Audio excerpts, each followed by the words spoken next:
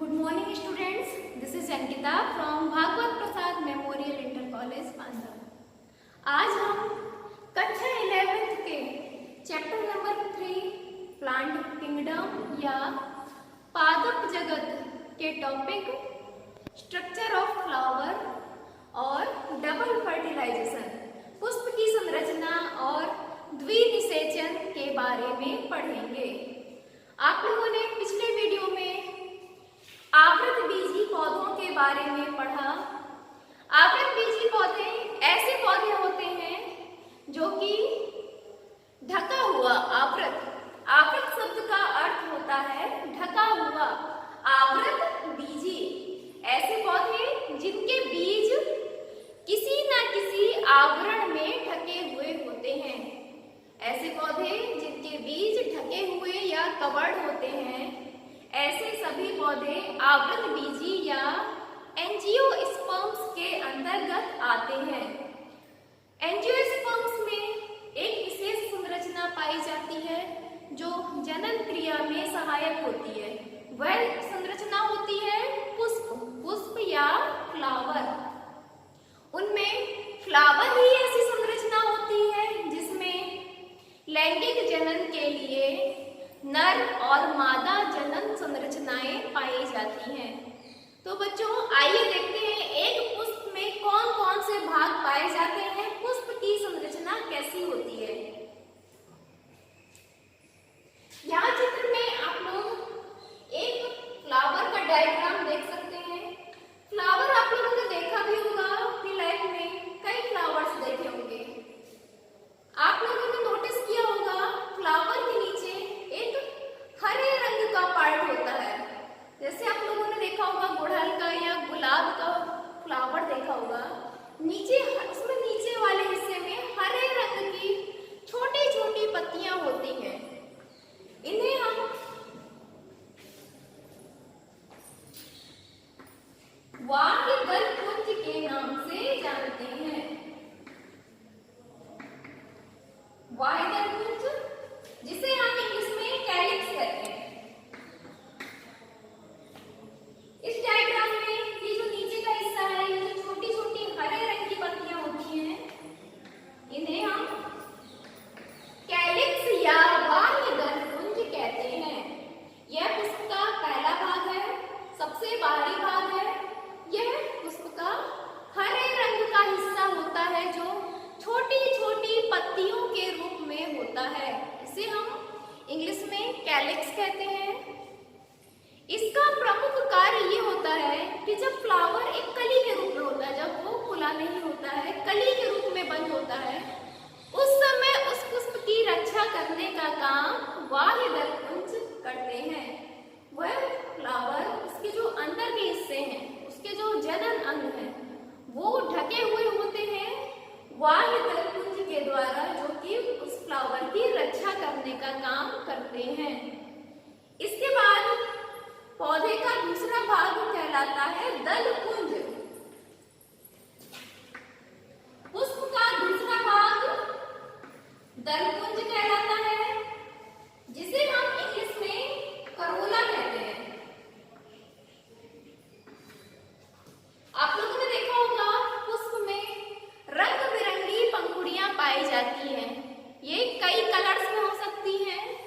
यह पुष्प का दूसरा हिस्सा होता है जिसे हम दल पुंज या करोला कहते हैं।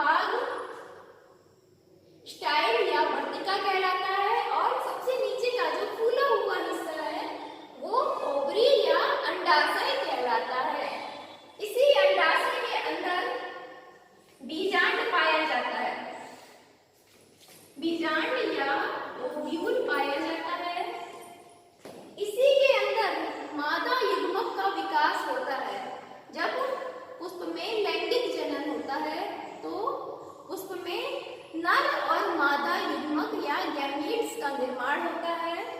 नर युग्मक पुंकेसर के अंदर बनते हैं और मादा युग्मकों का विकास बीजांड के अंदर होता है।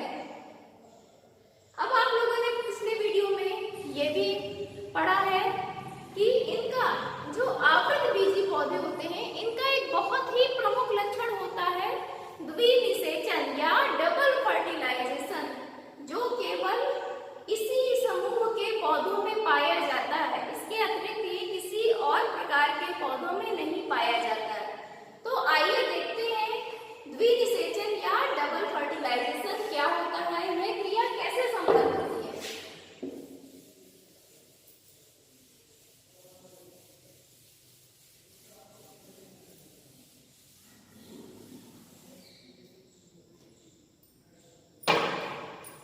द्विनिषेचन या इंग्लिश में इसी को हम कहते हैं डबल फर्टिलाइजेशन।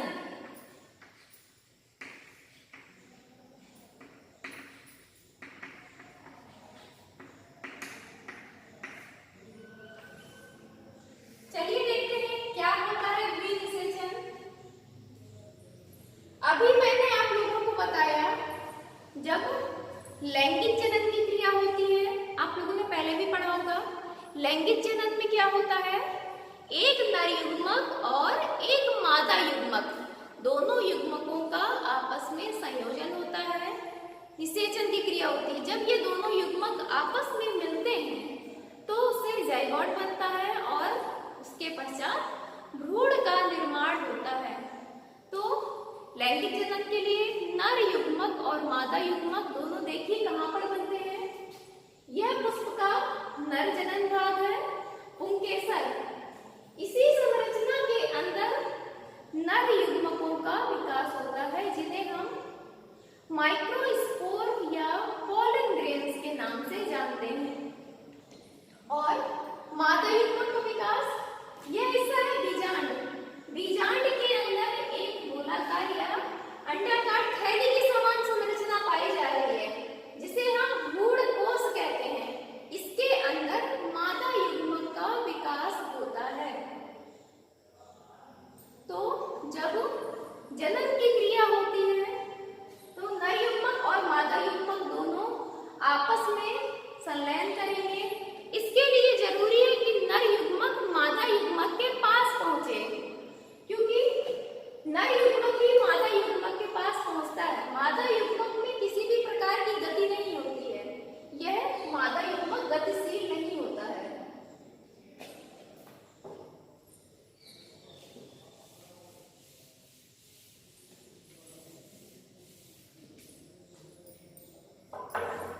तो जब इसके अंदर परागकोश के अंदर परागकणों का निर्माण पूरा हो जाता है तो यह संरचना फट जाती है। जब ये पूरी तरह से परिपक्व हो जाती है, परागकणों का निर्माण पूरा हो जाता है, तो यह संरचना फट जाती है और इसके अंदर जितने भी परागकण बने हैं ये बाहर आ जाते हैं, रिलीज हो जाते हैं। अब किसी न किसी माध्यम की सहायता से, माध्यम के लिए कुछ भी हो सकता है, जैसे हवा हो सकती है, माध्यम जल हो सकता है, या फिर कोई जीव भी हो सकता है। जैसे कुछ इंसेक्ट होते हैं, भौरा, मधुमक्खी, इस तरह के इंसेक्ट जो एक फ्लावर से दूसरे फ्लावर तक जाते हैं, उनके माध्यम से भी ये परागकण पुष्प के मादा जनन अंग तक पहुंचते हैं। पुष्प के इस वाले हिस्से पर, जिसे हम वर्तिकाग्र या स्टिग्मा कहते हैं, ये वर्तिकाग्र तक पहुंचते हैं। परागकणों के वर्तिकाग्र तक पहुंचने की क्रिया परागण कहलाती है। इस क्रिया को हम परागण या पॉलिनेशन कहते हैं।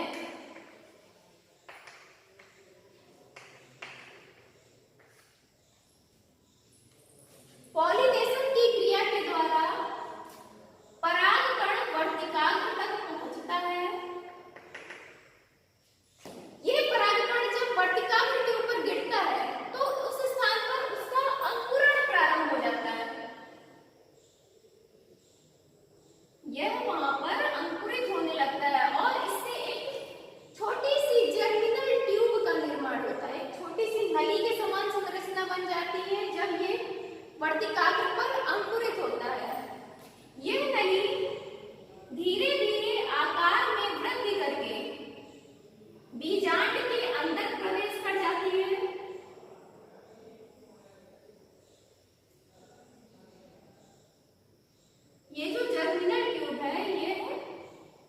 बीजांड के अंदर प्रवेश कर जाती है। अब अंदर पहुंचने के बाद देखिए यहाँ पर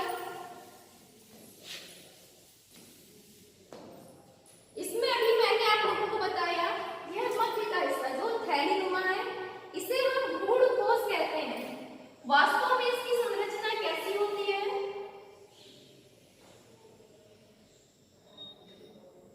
इसमें ऊपर की ओर 3 कोशिकाएं पाई जाती हैं।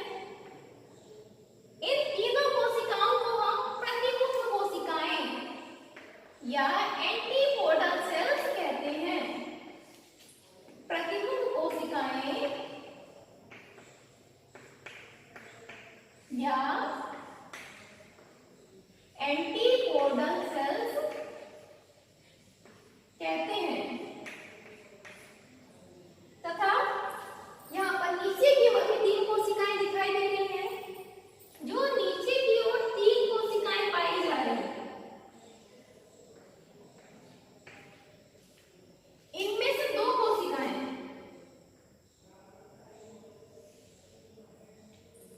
सहायक कोशिकाएं कहलाती हैं।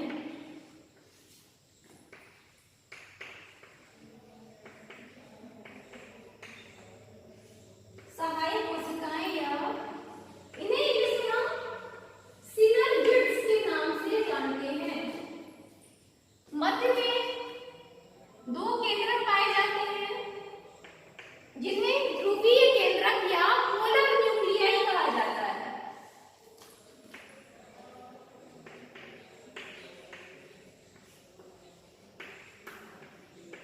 ध्रुवीय केंद्रक या पोलर न्यूक्लियाई।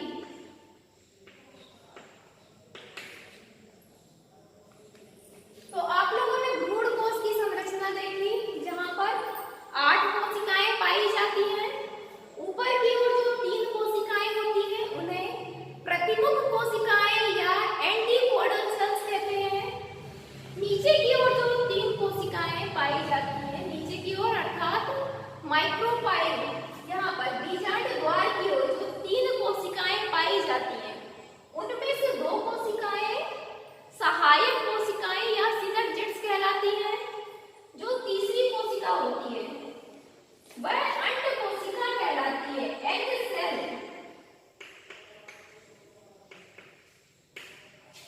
और बीज में 2 केंद्रक पाए जाते हैं जिन्हें ध्रुवीय केंद्रक कहा जाता है। इस प्रकार से इसमें 8 कोशिकाएं पाई जाती हैं। जब यह पॉलीट्यूब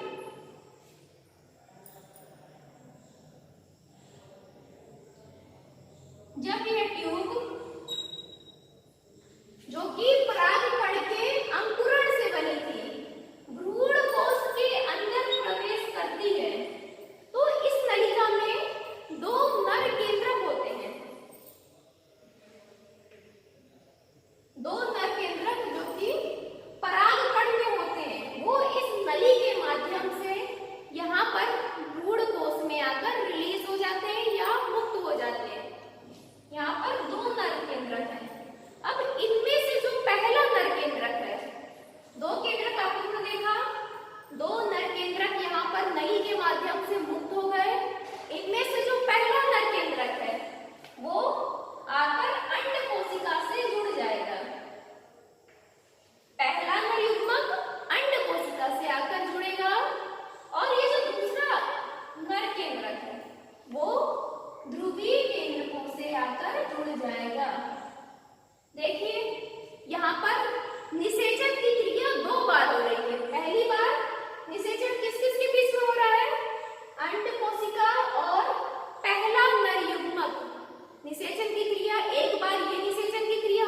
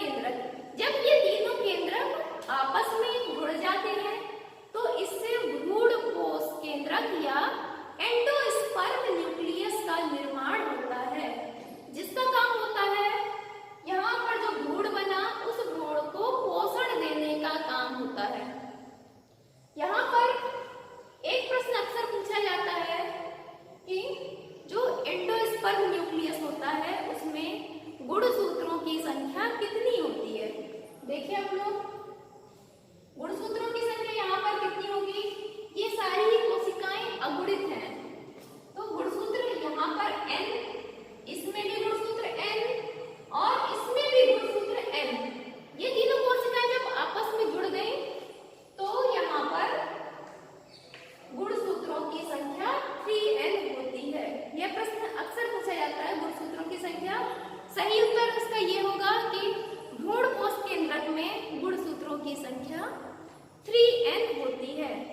बच्चों, उम्मीद करती हूँ आप लोगों को पुष्प की संरचना और द्विनिषेचन अच्छे से समझ में आ गया होगा। अब अगले वीडियो में हम इसका अगला चैप्टर 4 स्टार्ट करेंगे। तब तक के लिए बच्चों धन्यवाद। Have a nice day.